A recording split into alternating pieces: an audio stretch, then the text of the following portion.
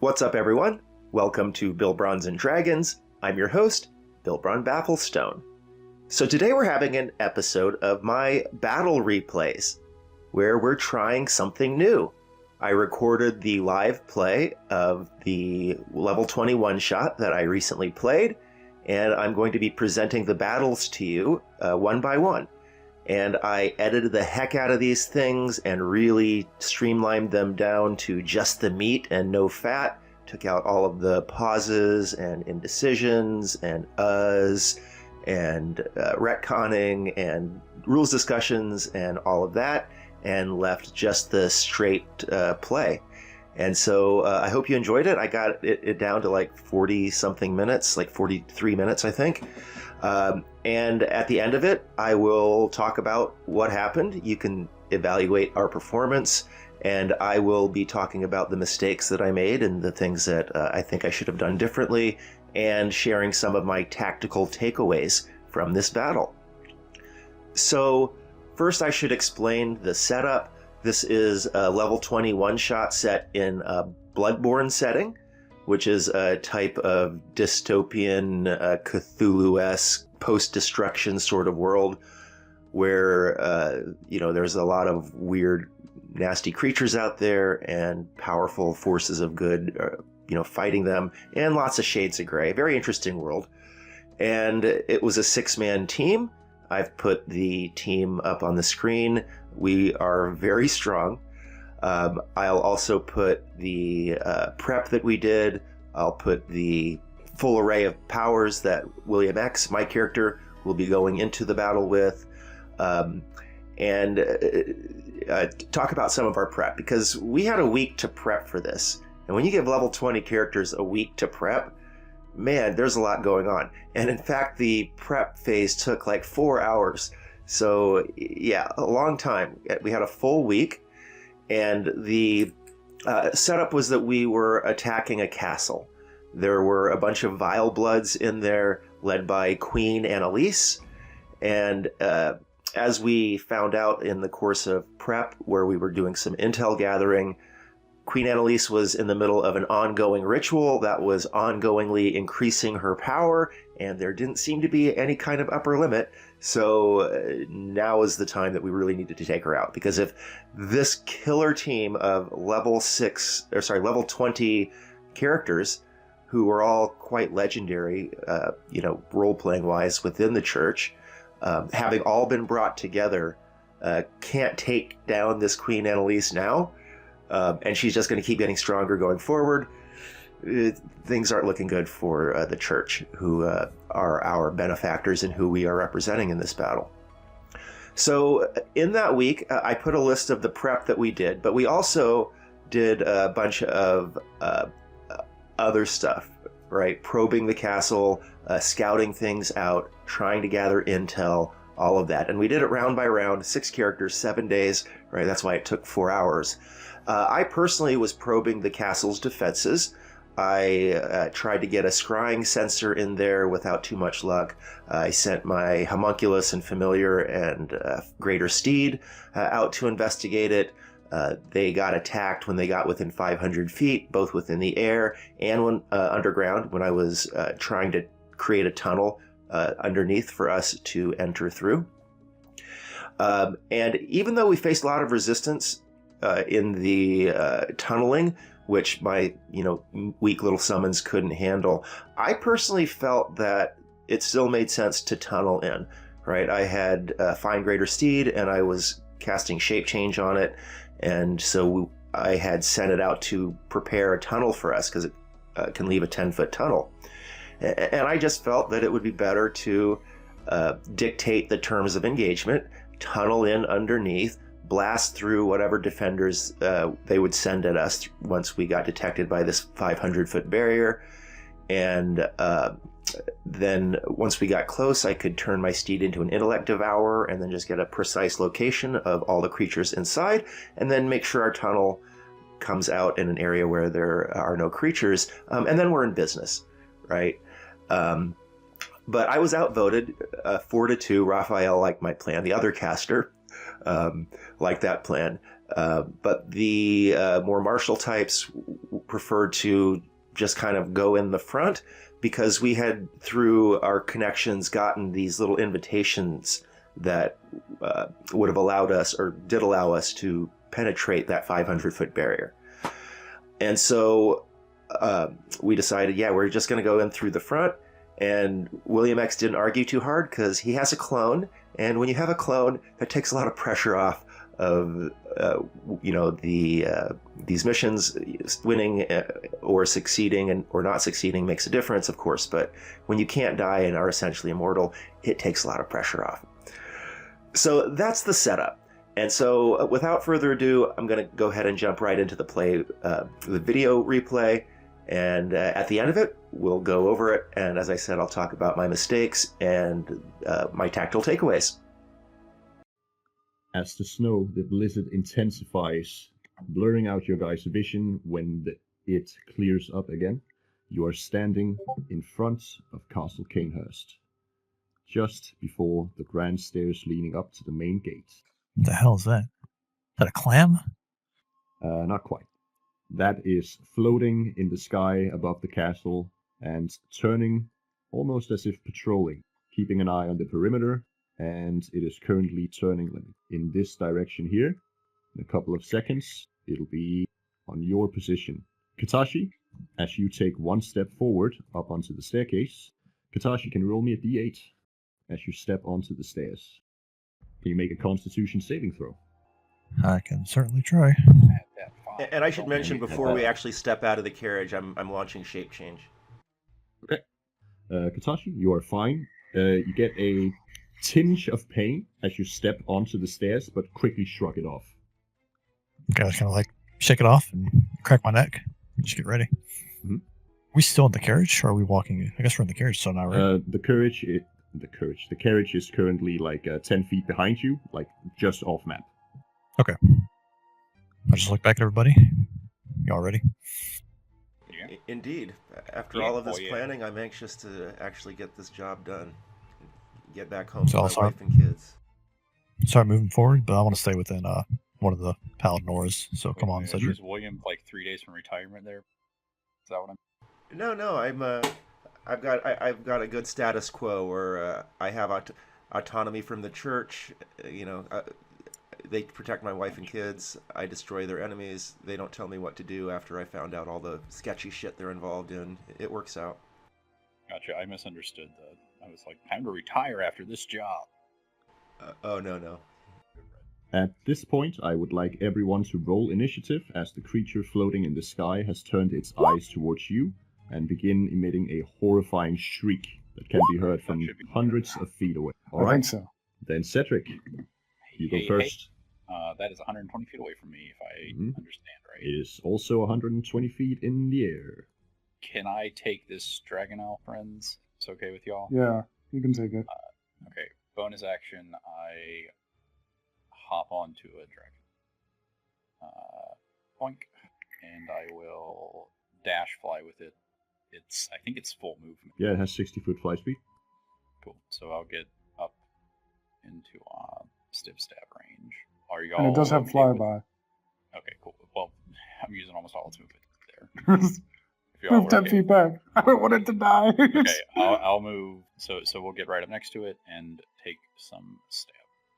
To be fair, I don't think the flying eye is going to do many melee attacks. It's probably going to be shooting stuff. As you enter the area here, I need both you and the Dragonel to roll me a d8. Okie-dokie. D8 from me, D8 from the Dragonel. So 1 and a 4. 1 and 4. 1 is for you. Constitution saving throw. That is a pass. You take 49 halved because you succeeded, so that is 24 necrotic damage. Oh my dear. Down to 1 temp HP. And I need the Dragonel to make a charisma saving throw. That is a 6. That is a fail. The Dragonel is overwhelmed with despair for 1 minute. During this time, it can't attack or target any creature with harmful abilities, spells, or other magical effects. You may continue. I try to stab it for a 19. 19 misses. That makes sense. It'll be really cool when I can roll an 8. I try to stab it a second time with extra attack for a 14. Wow. Cool. I think I've hit once out of like, the 19 rolls I've made. That's fine. The Dragonelle wants to leave, and I'm fine with that. So it's got flyby and like 5 more feet of movement, Mhm. and we'll back off a bit. I can't. All move it. right.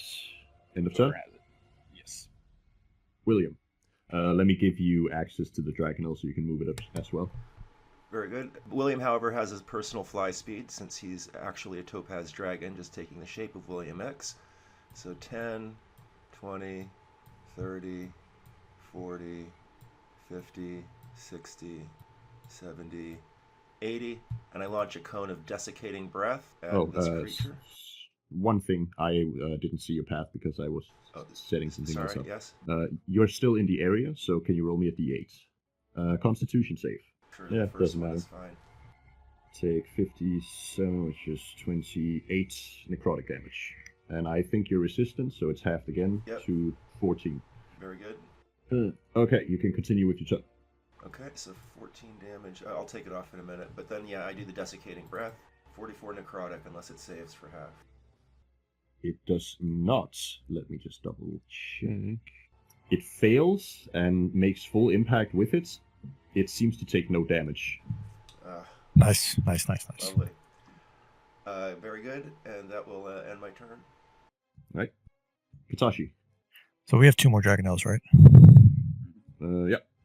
Okay, I'm gonna go hop on one and charge in as well. Do you have access so you can move it, or should I give you? I do not have access. Alright. So 60 feet fly speed, right? Mm-hmm. Katashi, you were flying up next to it? Yeah. I don't know if you want to give me the Dragonelle. I can't move it still. Oh, I thought you said you did have it. No, I do Mind not. if you take Steed X? Oh, yeah. Either one. Thanks. Don't know Because what I the have difference is. access to death. Okay. I see. So I guess this one. I'll just give you access to that. And this creature is at full health? I think it is, right? Yeah, I don't think it took damage yet. Nope, it is full health. missed it. Yeah. And necrotic immune. Yeah. So I'll just go ahead and make my attacks. Hold on, wait for that to get set up. So first one, I'm going to just do a normal attack. 19. Misses, I think. A 19 misses. 25. 25 hits. Okay. Now it has Or... advantage, I believe. Yep, it is taking damage. So I will just forego advantage on this one to get an extra attack later. So 15 is going to miss. And 4th attack. Advantage? Jesus, what the fuck is happening? Okay, our rapid strike attack. Wow. Just wow. So that's I guess 2 hits. 27 damage isn't terrible. It's like infinite more damage than everybody else. So yeah, that. And that is all that I can do. All right. At the end of your turn, Katashi, one of the statues up on the wall begins to break loose and flies towards the sky. Okay.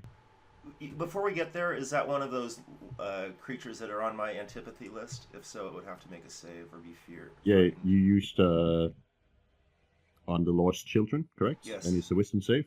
17. It's to become frightened, right? Yeah, and it has to flee. Right. I'll ping it. Probably I've immune. read through it. It seems to, for a moment, contemplate fleeing before you feel, hear, and see a wave of energy emanating from over this part in the castle, all the way over at the top right, and it turns back towards the sky, seemingly unaffected by your spell as it flies up diagonally. I need William and Katashi to make a Constitution saving throw. I think that passes, hopefully. Mm-hmm. I don't know why I have I don't have bless. You so, have 29. 29. Yeah, that's enough. Both of you are unaffected, and that is that creature's turn. Edward. Okay, so with my winged boots and my barbarian stuff, fast movement and instinctive pounce, first thing I rage, then I get 40 foot movement base plus 20 from instinctive pounce, and if I dash it's 100, so I'm gonna go like around here. Alright. And that would be my turn. I guess. I need you to roll a d8 as you enter the field for the first time. God. Intelligence save. Nice.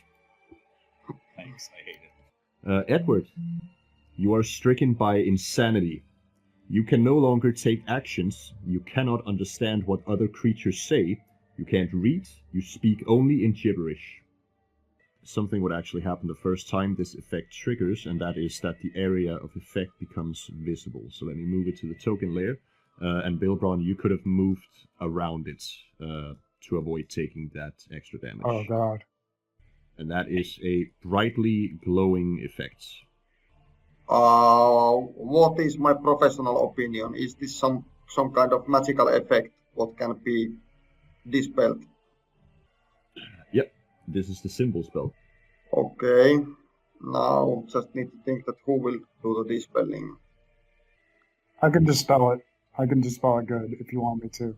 No, I think that you have a better uses for your actions because I'm quite lost here. And what do I remember about it? Can it be dispelled? It could probably be dispelled, but it would take extraordinarily high level magic. If you're talking about the effect on Edward, that is. We will start trying to dispel this symbol. Right? What level are you casting Dispel Magic at? I think that symbol is 6th or 7th level spell, so fuck, we need to burn some spell slots. But hey, we are doing like this. We are actually using our sim for that. I will try to. You have an abjurer in the party. Let's not forget. Yeah. And I have plus. I can blow this And way I with a can third level use- slot. Yeah, but do we want to waste your actions there? That's what I'm here for. I'm an abjurer. He can do his regular wizard stuff in that form. He's shape changed. He's not polymorphed or anything. Okay. 1, 2, 3. We actually cast Holy Weapon for our insane creature, being pretty sure that he will be saved soon. So, Raphael is casting Holy Weapon. Then, as a bonus action, move here and end of turn. Then, Raph is moving here. And where is the gargoyle? Gargoyle is there. We will Eldritch Blast this gargoyle. Let's see if it can be damaged with the force damage. Alright, roll it. 26 hits. And it takes 9 force damage. Is it hurt? Yep. Okay, and then all 4 for this. 43. And end of turn. Okay. And then your simulacrum. That was my simulacrum. That was your simulacrum. Yeah, because Raphael cast his holy weapon and it's concentrating, and simulacrum was right away after that. I thought, oh, right, because you decided to let the abjurer. Right. At the end of your simulacrum's turn, another one of the statues begins to move and takes flight 50 to right here. It is right here. Oh, I see now. Sorry, I was zooming too much. Yeah, I had the same problem. That's why I couldn't find it at first. And I need William and... Nope, just William and that gargoyle there, actually, to make Constitution save. I will reroll that with a lucky. Okay. Right. You get a 20, get a 21. Both pass, and nothing happens. And another one of those statues comes to life. And it is gonna fly right here. And same thing again. I this time need William and Katashi to make Constitution saves, as well as that gargoyle and that gargoyle. Is there any visible effect to what we're saving against, by the way? It is reeling its neck back and then letting out a screech. It lets out a shock wave that seems to move the air in a blast, almost bursting your eardrums, but nothing is really happening because everyone is saving. But that changes now. This one up here fails its save as it is stunned, and that is that one's turn. Elliot. All right. I'm assuming you're standing right outside of the symbol. Okay, cool. Yeah. Because you were at some point. So how Okay, high right. is how high is this symbol? Oh, How high How it is? high? From the center, it is expanding straight up 60 feet. Oh, damn. Goddamn.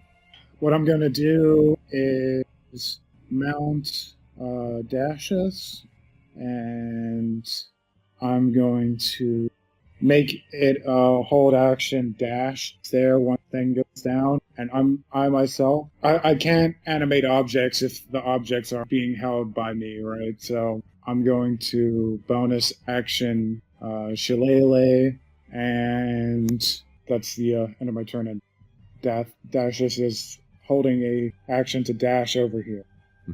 Once the thing goes down. All right. Then your simulacrum. I'm going to do Circle of Power. Okay. 5th level slot. I'll ping it. Circle of Power is up. That's the end of his turn.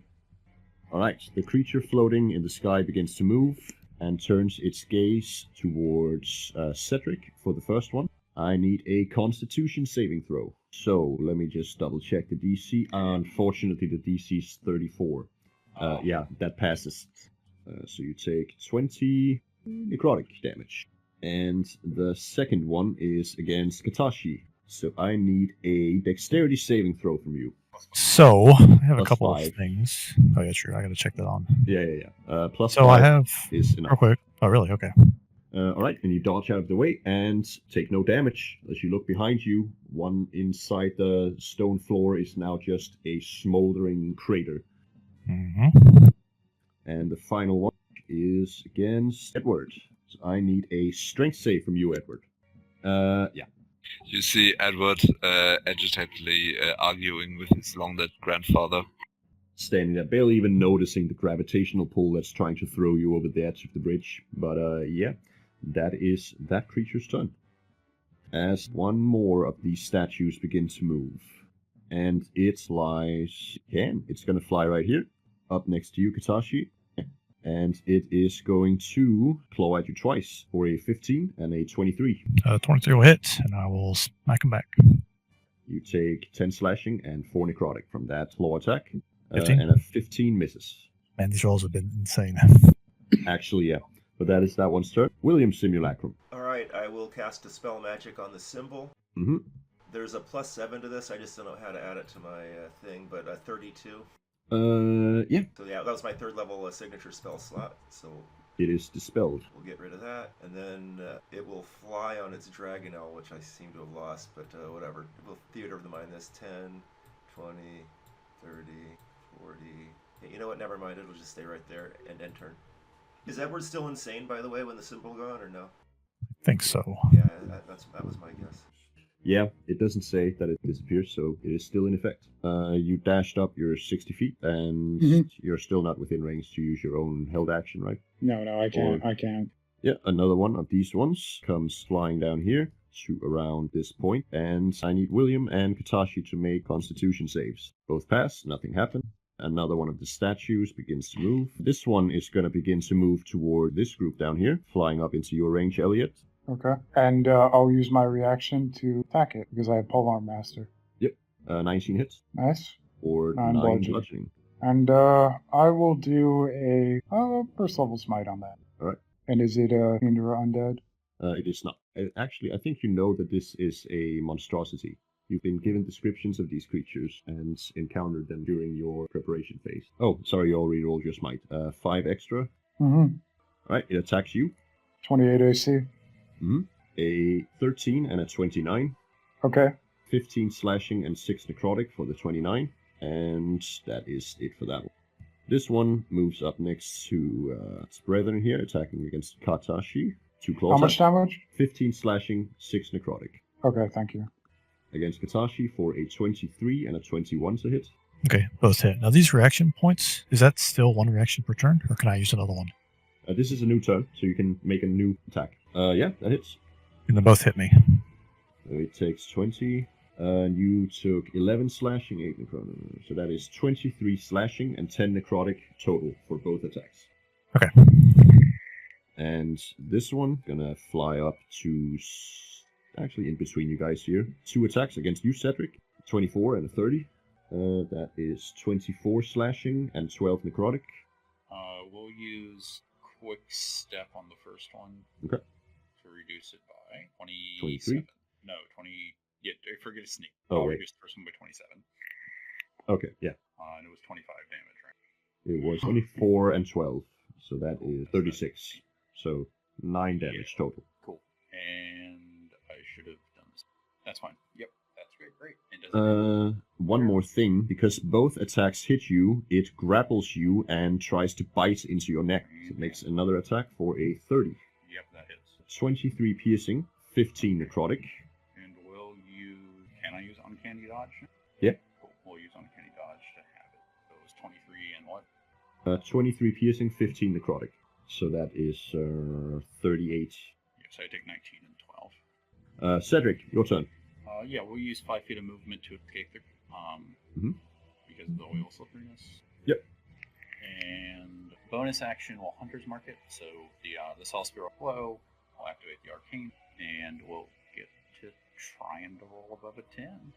The gargoyles or Hunter's Marking or whatever. Yeah, you said they were gargoyles that came to life. No, they were The Lost Children of Antiquity. Statues. It's just a bit of a mouthy title, so I'm calling gargoyles instead. No worries. I will attempt to stab the gargoyle. Mhm. Roll above terror. Stab. No. Bonus attack. Second attack. Hey, even better. I hate this. What the fuck is happening? It'll be cool. I've rolled above a 10-1. I'm sure it'll happen eventually. It can't happen the entire game. The Dragonelle has flyby and really doesn't want here to start, so we're going to move 10 feet to take Katashi out of the game. That's the turn. That's action, bonus action movement. And Right. I'll mark my token with concentration. William, your turn. Alright, just rolling to see if breath recharges. It does not. Alright, I am going to fly back 10, 20, 30, 40, 50, 60, 70, 80, and I'm going to dispel magic on the insanity effect. We'll see if this works. So plus 7 to this. Yeah, oh my god. But 17. 17 Still. should be enough. Just what you need. Yeah. Oh, my dear. All right, Edward, you are once again in control as you snap out of your brief insanity back into All right. normal insanity. You know what? And actually, with my bonus action, I will go ahead and release my change shape and actually take the shape of a topaz dragon. I don't have a token for that, but I'll draw a Bach, Theater of the Mind, and that's it. Sorry. Hitachi. So I saw in chat, Cedric typed that Wrath cast Holy Weapon. Did that happen? That went AFK for a minute. Yes. Oh, Edward has Holy Weapon? Yep, I do. I guess I'll call out to everybody and say, kill shit, please. I guess I'm going to go for these little things. I'll start dealing with that until I get some help. So I'm going to go for this damaged one. Yep. So first attack, I'm going to not take advantage for an extra attack. Of course. Okay, so second. These are all advantage going forward. Third. Wow. Fourth, 19. And then my rapid strike attack is a 22. Those all hit. And let me just do a quick little overview of the damage. That is some 40, some 60, some blah, blah, blah, blah, blah. Above 100. Yeah, it dies. Okay. Does it kill it on the last one, or could I move my attack over? He does 86, 22, 44. Yeah, you can put the last attack on this one. Also, it's actually, you don't have advantage on that one because it hasn't been damaged, so a 10 would miss. Okay. I have a Great Weapon Master, so I get a bonus action attack when I kill a crit, which I did a lot of. So last attack on this guy. Okay, 28 hits for 15. Actually, I'm going to go ahead and action surge. I got 2 of these. So I get 4 more attacks. Let me read Rapid Strike. I think it's only once per turn. Yeah, no more than once per turn. So 4 more attacks. I'll go slower so I don't overkill this thing. Damage 1, miss. Hit 3. Still up. Still up. 4. Okay, so that is 55, 58, 70, 81. Barely, but it's still up. Darn. Okay, that's all I can do. Okay. This one, let us roll a die, take a chance. Nope. Okay, it's just gonna fly up here, and it is gonna make 2 claw attacks against you, Katashi. A 27 and a 15. The 27 is 18 slashing, 8 necrotic. Okay, and I'm going to take a swing back at it. Actually, after all those attacks, I heal quite a bit, so I'm back up to full. Then smack, 18. 18 misses. Okay. But that is that one's turn. Edward, you're up. I will use my winged boots to go 40 feet to here. And then with my Hunter's Axe in transformed mode, I have 10 foot reach, so I can finally bonk something. Yeah. Are you using a reaction to change the form of your weapon? You can use action, bonus action, or reaction. Yeah, I'm gonna do the. I'm actually gonna use a bonus action because I raged before, and I have the barbarian thing that lets me rage forever. Yep. So I'm gonna. That hits. There we go. Damn. Do you have a holy weapon here already? Yeah, that is on. And second attack, Also hits. Yep, that is enough. It dies in the last hit. and that will be my turn. Okay. Raphael. Raphael, we move forward here. We are concentrating. We will Eldritch Blast this wounded one. Mm-hmm. Tell me if he dies. First, you. Still up. It dies.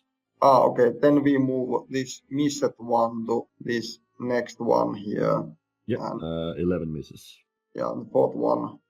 Then we will come forward with Raf. Raf has this trick weapon, so he can move actually 40. Mm-hmm. You have 10 extra movement, yeah. We come here.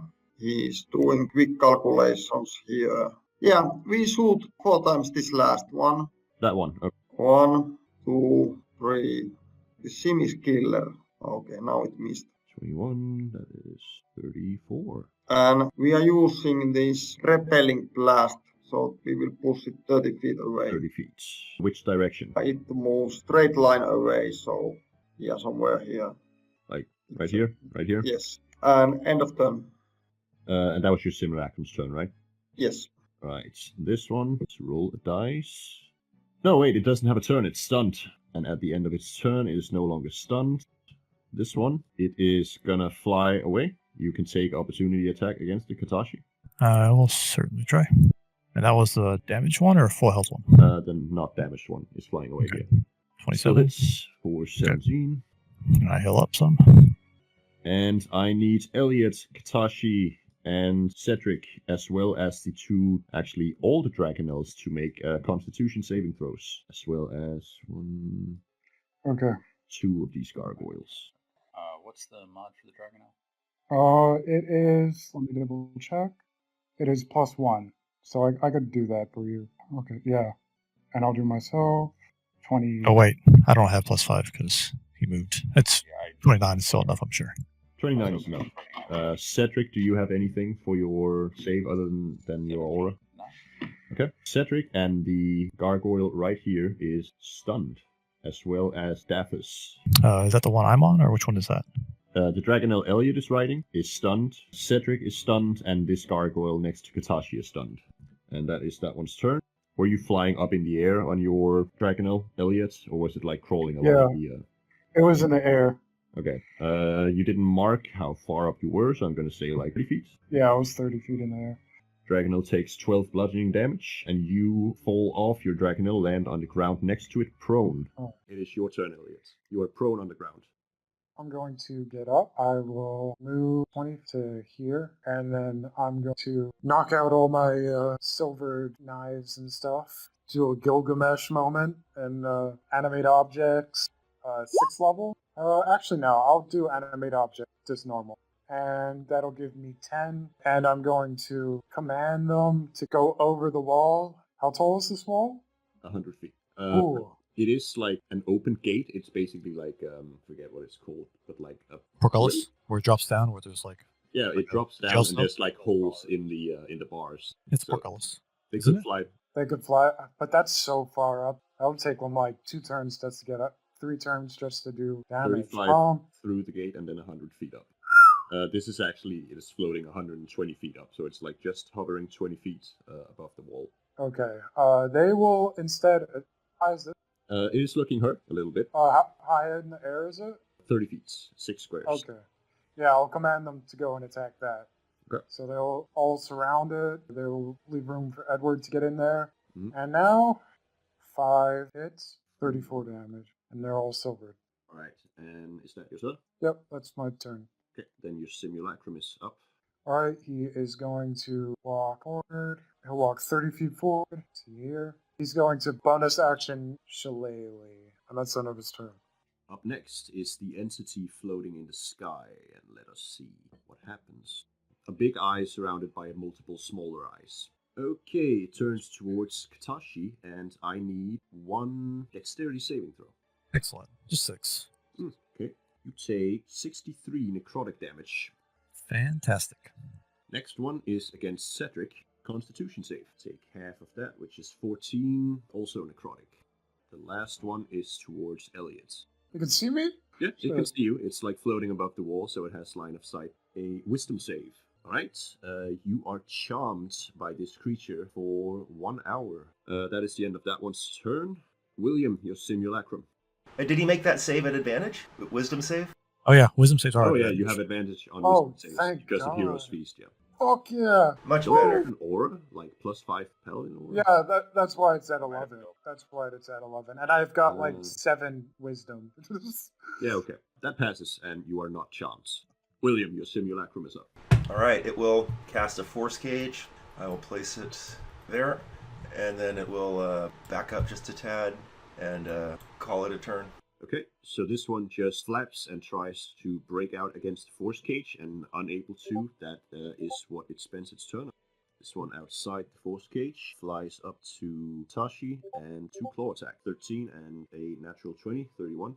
Okay, yeah, that's gonna hit. 29 slashing damage and 15 necrotic. At 44, I will take a reaction point to smack him back. 19.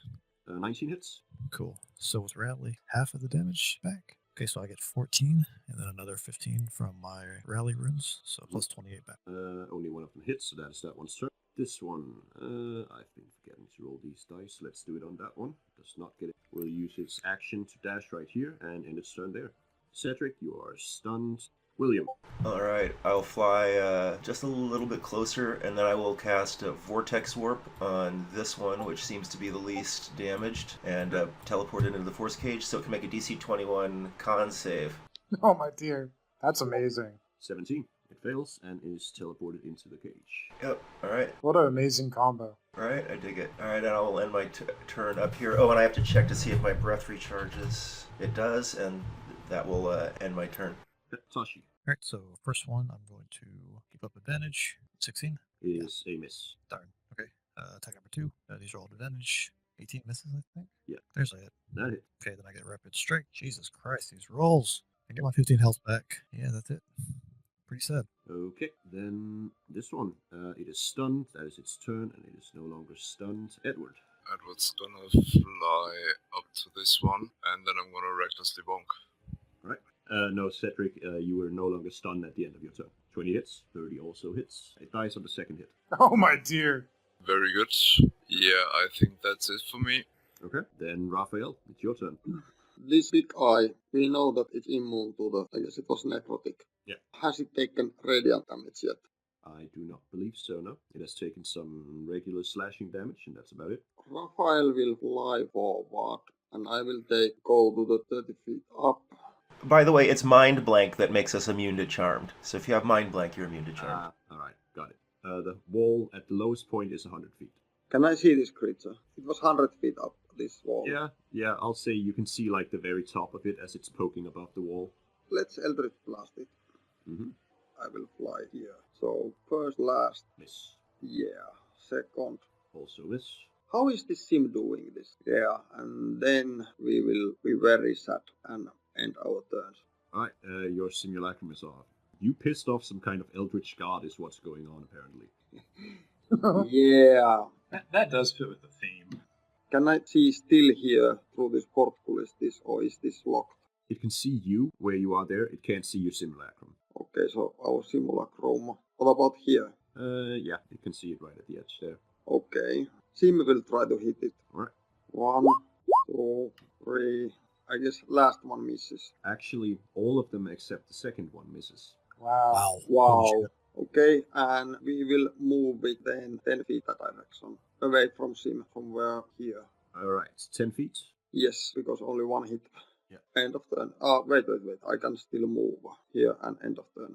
Alright, then that one, it is going to move behind the statue here and take the dodge action, and that is it. Elliot.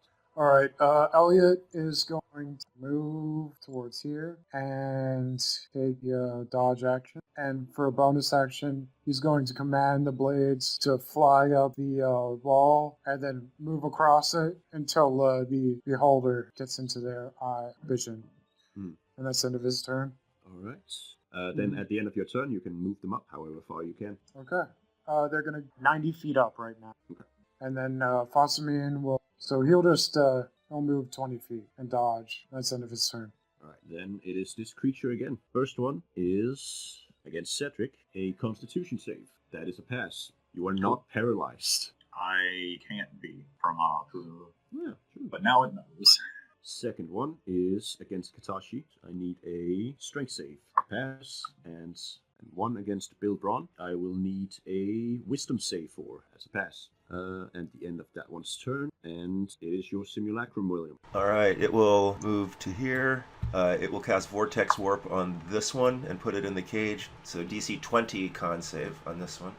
22 passes. All right, it will Silvery Barbs, so you can try it again. 21. All right, that will a little closer, and that'll end my turn. All right, I think everything is under control now. So, Cool. Cedric, your turn. Yeah.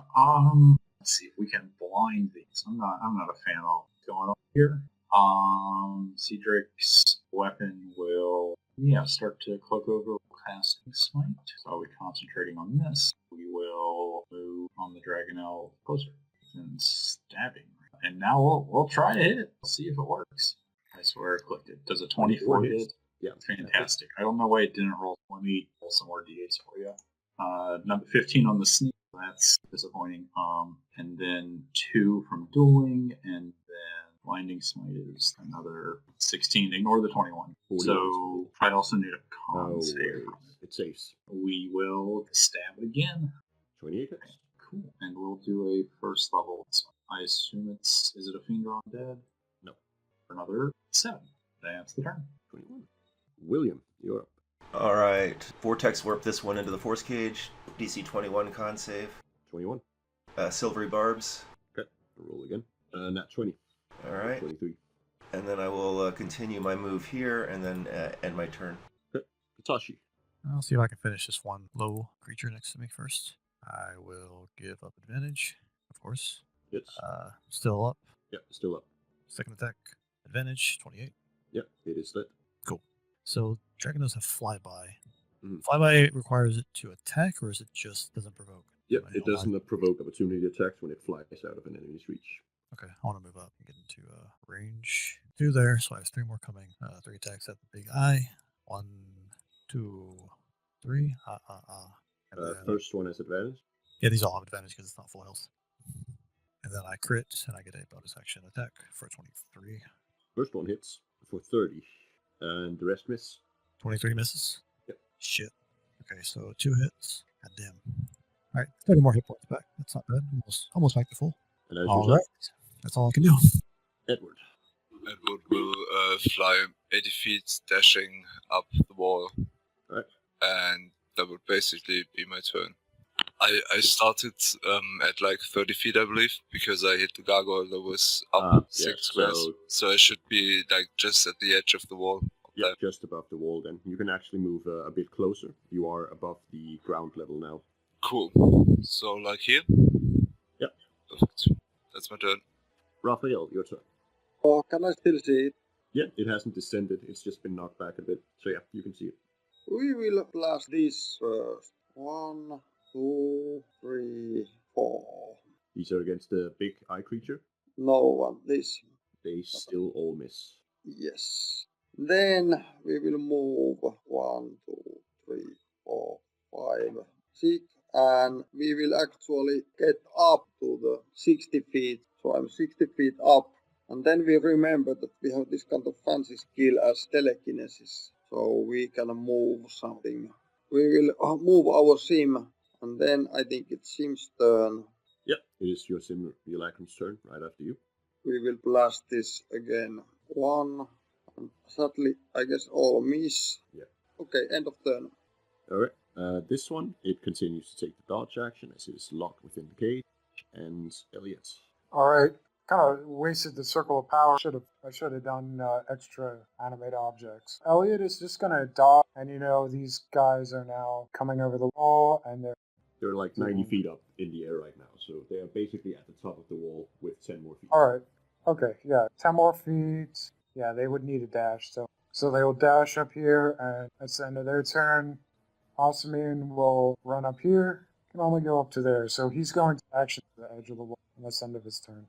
This creature, let's see, it cannot see you lot there behind the wall. It can currently see Bilbron and Tashi and Cedric, so it'll target you in that order. First, Bilbron, I need a strength save. That is a pass, nothing happens. And then from Tashi, I need a dexterity saving throw. Pass. And finally, I need a wisdom saving throw from Cedric. That's a pass. Oh, really? Alright, nothing happens. And that is that creature's turn. William, the simulacrum is up. Alright, it'll get a little closer and then vortex warp this last creature into the force cage, so DC 20. 21. Silvery barbs. Okay, 9. There we go. Just teleported in. Alright, and we'll end move here, and that ends my turn. They are all locked, so they all take the dodge action, and that is it. Cedric. We'll move back over to the big eye in the sky and have some more. Yeah, let's bonus action steady aim because I have. Oh, and I'll flip advantage actually to him from silvery barbs. Okay, then I won't bonus action steady aim because I can't stay. So we'll go to stab 31. That's not rolling sneak, and another Nice. 49. Booyah. Oh, yeah. Oh, yes. Wow. No, I'm not going to smite because I value my spell slots, and I feel like we're going to be pressed for risks. I'm going to try to stab him again, though. And now, yeah, I'll do a first level smite on this one. So that's 13 and another, I assumed a 30 hit. Sorry. Yeah. Sam was like, oh no. So some of that's radiant. I don't know if it does any more or better. It but- appears to be doing more damage than your blades. Interesting. Okay. Cool. That's good to know. Yeah, that's the turn. William. Alright, fly to here. Claw, bite. Claw, 28 for 15. Claw, miss. And 26 for 23. Oh, wait, no, actually, he's immune to necrotic, so 15. Oh, the extra necrotic. Yeah. So 30 total.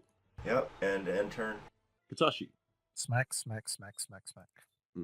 That feels so good to say. Okay, knowing how fucking hard this thing is to hit, I'm going to chill out on the Great Weapon Master. 25, 24. Hey, there's a crit. Last one, I will give up advantage. 26. Those all hits. Rapid Strike. 31. Also hits, so... I heal a bunch. I am at full. Stat damage, but at least I'm hitting. We're whittling it away. That's it. Then Edward. I'm gonna slide over here, and then I'm gonna recklessly hit it. Go for it. Alright. And with those two slashes, with the first one, you manage to tear a massive wound in its underbelly, which is basically made of ice, as all this goop starts to spill out of it and splatter onto the ground beneath you. And the second one finishes it off as it falls to the ground with a heavy thud and splatters. Excellent. And since the rest of them are in a force cage, I am going to end this combat here, as I am assuming you're all just blasting them down. So that was it. That was the first battle from our Bloodborne level 21 shot. Please let me know in the comments how you think we did. Make any suggestions that you think might have improved our performance and might help us going forward. Always happy to hear. I have never played a character of this power level, so I'm sure I'm missing a lot of the nuances. So help a brother out, leave a comment, and let me know what you think. But as for what I personally took away, I felt like I made a few mistakes. So one, I forgot to add Gift of Alacrity to my initiative rolls in this battle, which would have allowed William X to go first and my simulacrum to have a significantly higher position in the initiative order, and I just forgot. I mean, man, these level 20 characters are complicated machines. They're difficult to pilot, and it's difficult to remember all of the stuff that you did wrong. In fact, in the second battle, I made a very egregious error that was quite costly by forgetting about one of my abilities. So we'll talk about that, obviously, in the next video. But in this case, not adding Gift of Alacrity was a little error that I made sure not to repeat in the second battle. Then I should have been more aware of the whole Dragonelle situation, because someone took my steed and then I didn't have it, and then there was an extra steed on the field, and that was a little bit awkward. And I wasn't paying attention. I was in the middle of like updating my tokens and doing this and that and the other thing, and I didn't see all of that happen. And then the next thing I know, like, wait, where's my steed? I guess I'll just bring out a new token and yada yada yada. So there was that. I also ended up switching back to dragon form for that battle, because for some reason I was thinking I needed to do that in order to use the dragon's claw bite in the theater of the mind. That just makes sense. But rules as written, as I determined later, I don't need to. So in the second battle, went ahead and kept my human form for the claw bite thing. And then the last mistake I think I made was in regards to positioning, where I could have been a lot closer. I think I should have been a lot closer, because I should be trying to absorb as many attacks and damage as I can for my team, because I'm in this shape change form, which is amazing defenses. But I noticed right away that these gargoyle things or Lost Children of Antiquity, were stunning. And it made me realize, wow, even though I had this long list of defenses, there's not much of anything you can do against being stunned. And these things were stunning. And so I was feeling a little on my guard against these things, and I was kind of keeping my distance. And I totally forgot about having legendary resistances. And so I basically have unlimited legendary resistances, because Shape Change is one of those amazing spells where you can just get as many as you want. I'll talk about that in a minute. But tactically, I shouldn't have been so concerned about it. I should have gotten closer, and next time I'll be a lot more brazen, try and take advantage of that layer of hit points and defenses that being a topaz dragon or brass dragon or whatever I happen to take the form of is going to offer me. Now, how about tactical takeaways? What did I learn from this battle? So the first thing I took away is that Spell Mastery, the 18th level wizard power, is amazing. Getting a first and a second level at will is really insane. Although it might have to do with the particular spells that I took, which I'll talk about in a minute. But very impressed by Spell Mastery, and not as impressed with signature spells. So that gets you 2 extra thirds, and I did appreciate the 2 extra preps. I ended up having 27 preps, which is awesome for a guy who values versatility. And you get them back on a short rest, which is really nice. Gives wizards, a little something extra that they can get whenever taking a short rest, which oftentimes they don't really get much after arcane recovery is expended. But I generally ended up with a feeling that levels 19 and 20 are not necessary, and therefore dips are warranted on a wizard build. Now, putting off Spell Mastery until level 19 or 20 is going to hurt, and losing an extra 6th and an extra 7th and 2 extra thirds on a short rest is going to hurt, but the benefits of dipping are significant. And I do think that throwing in an Artificer dip or, a Cleric dip or some other kind of working dip makes a lot of sense on a wizard, because what you really want is Spell Mastery, and levels 19 and 20 are more luxury adds. Another thing I learned is that silvery barb chains are awesomely fun for players and quite frustrating for DMs. By that I mean where, say I cast Vortex Warp on the creature and try and get it into the Force Cage, then I fail and I silvery barb it, and I fail again, and then another guy silvery barbs it and it fails again, and then my simulacrum silvery barbs it and then it fails again, and then so my friend simulacrum silvery barbs it, and right, you can really get a lot of saves or force a lot of saves onto a single devastating attack save. And so yeah, that's pretty fun. And it does drain slots though. You can't do it forever unless you have Spell Mastery, in which case silvery barbs at will makes that sort of thing really cool. If you and your simulacrum both have it, you can really make a lot of spells stick. Another thing that I learned is that Force Cage is way better when you can combo it with Vortex Warp or Scatter, because the AoE is actually not that big. I mean, if you make it with bars, it's only 20 by 20. If you make it with walls, it's only 10 by 10. And so that's not that big. And I was only able to get 2 creatures into it. I think it would be, I would feel pretty fortunate to get like 3 or even 4 or more creatures into it on the initial cast. Again, unless you win initiative, unless there's certain scenarios. But generally speaking, I was a little disappointed by the size of the AoE. But having Vortex Warp or Scatter to throw them into the Force Cage is amazing. I'm actually very impressed with Scatter as well, because being able to teleport 5 creatures at once, you can assume at least 3 are going to fail their save, right? And the ones that do, you can start silvery barbing them. I think you can honestly expect to be able to teleport 4 creatures with Scatter and Support into the Force Cage is amazing. So that's actually another thing that I wish I had done. I wish I had kind of gone ahead and blown a 6th level spell slot to scatter those guys into the Force Cage, and that would have been way more impressive. That said, the Vortex Warp at Will was working, and we didn't actually lose any resources. Nobody got hurt. So I guess not having blown the 6th level spell was the right move, but it would have been fun, right? That would have been a really cool, impressive move to do.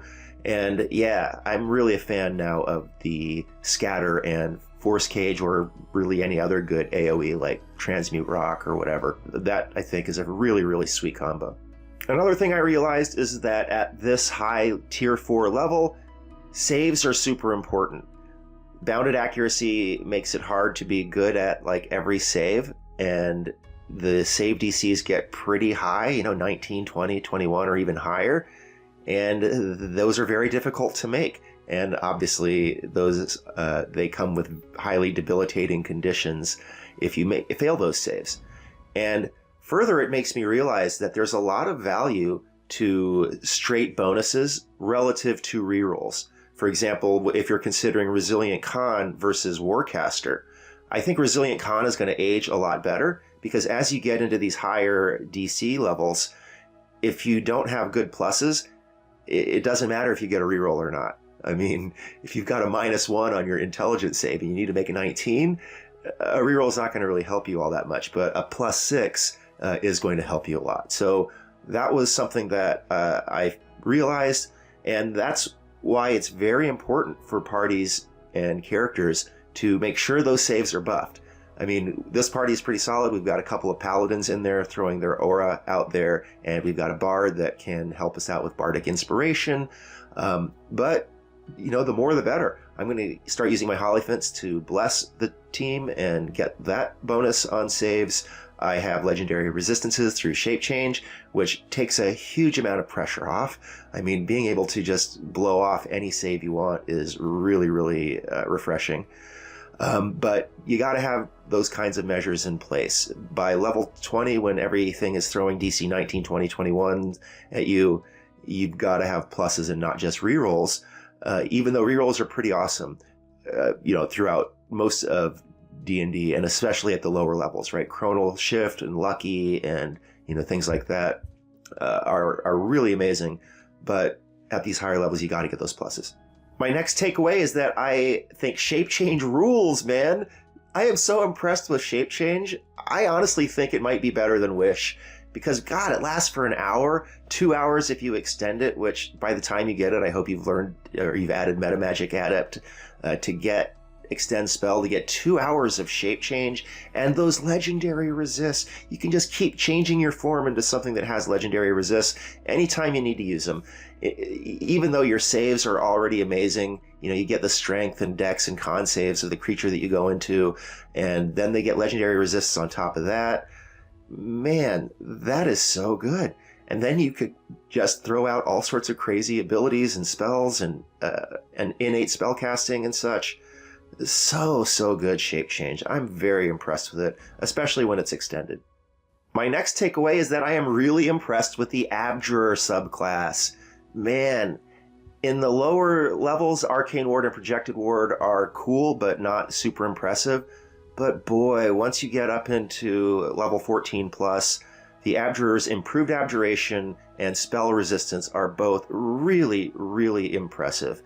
As you saw, I casually was able to dispel a symbol spell and its insanity effect, and it was like so such a good feeling to not have to worry about it, to know that I basically had it locked in, when I could literally see my colleagues who were acting before me deliberating on, gosh, should I blow a 7th level spell slot to dispel this symbol? Because it was that important. And yet I was able to, as an abjurer, do it with just a 3rd level slot that I'm going to get back on a short rest because I use my signature spells. That was pretty impressive. And just generally speaking, having spell resistance that, halves the damage and gives you advantage on saves, wow, just so good. I'm very impressed with the abjurer. And as a defensive-minded player, I'm honestly thinking, is this maybe my new favorite subclass? Maybe. I'll have to think about it more, but gosh, I really am impressed with the abjurer. My next takeaway is that sometimes you face gaze attacks, and when you do, it would be really nice to have a way of creating heavy obscurement. Like, I was like, God, did I really not have the room with my 27 preps? Did I not have the room to take Fog Cloud? Because I didn't take Fog Cloud. And I was really like, God, I kind of wish I could have done it. Now, this Guardian Eye / Beholder thing could have probably flown out of the Fog Cloud, but it probably would have neutered it for a round or two. I don't know. But it could be something like an ever-smoking bottle, which makes just a ginormous area of effect of like 60-foot radius. Something like that can really shut down a Beholder or a Medusa or a Bodak or, whatever you're facing that might have a gaze attack. My next tactical takeaway is that I think I had the right timing with my Hollyphants. They are very valuable in providing that globe of invulnerability that travels around with me. And so I didn't want to expose them to danger, so they are currently under total cover in my backpack. I would have had to just briefly expose them to use their abilities, but they can do Bless twice a day. I wanted to save that for the last couple of battles. I have 2 Hollyphants, and each one can cover 3, and it's a 6-man team, so that works out. We can all get that bonus to our saves and attacks. But, I considered breaking them out, but I felt that would have been overkill. And yeah, we handled this battle fairly easily, again, with no resources lost. So, I think I made the right call there. My next tactical takeaway is that these battles are super confusing, and, you just gotta be wary of the logistics and stuff. I mean, my Dragonelle got taken, and I didn't even notice, and it led to having to do a retcon later, and it was just, awkward. So, try and do your best to pay attention, even though, man, there's a lot of moving parts with all of these level 20 characters and summons and simulacrums and, all of that. And my last tactical takeaway is that I thought Bounded Accuracy held up pretty well. The battle wasn't completely warped and different from any of the stuff that I encountered in lower levels, tier 2, tier 3, just at higher numbers, high DCs AC is still hard to hit. We were trying to hit an AC 24 and we're missing a lot. Now, we did have some epically bad rolls, but it just goes to show, DC or AC 24 is still very hard to hit, even at level 20. And save DCs, as I mentioned earlier, of 19, 20, 21 or better, those are tough to make, right? And all of a sudden, the rerolls that have served us well throughout our career are not as impactful. And, these are the sort of things that we're going to want to know in character construction at the earlier levels, so we don't have to say, oh gosh, now that I'm level 20, I wish I'd done this back at level 12, level 16, etc. And at level 20, even though the damage output of the PCs was pretty impressive, I mean, Edward and Katashi and Cedric were knocking out really amazing damage numbers. But this is counterbalanced by the toughness of the creature's defenses, how many hit points they have. I estimate we needed like 1,300 points of damage to win that first battle. And so, it was fun. It was the same game. It didn't reach cartoonish levels of freakish power. And, we were challenged. And it was a lot of fun. So, just props to 5e and how elegantly designed it is. I think Bounded Accuracy is an amazing concept and philosophy to deploy. And it definitely makes it a lot different from games in my early career. Remember, I've been playing this game for 40 years, where, even not approaching level 20, without the Bounded Accuracy concept, our power levels were kind of crazy, and it was very difficult to mount serious battles against you. as a DM back then, I would often just kind of create other PCs and just deploy powerful tactics against my players, but still having bounded accuracy, I think, is a lot more elegant. So anyway, those are the mistakes I made and my tactical takeaways. Again, feel free and please do leave in the comments section any of your own observations, ideas, improvements, criticisms, and all of that. In any case, thank you so much for watching. This has been Bill Bronze and Dragons. I'm your host, Bill Bron Bafflestone. See you next time.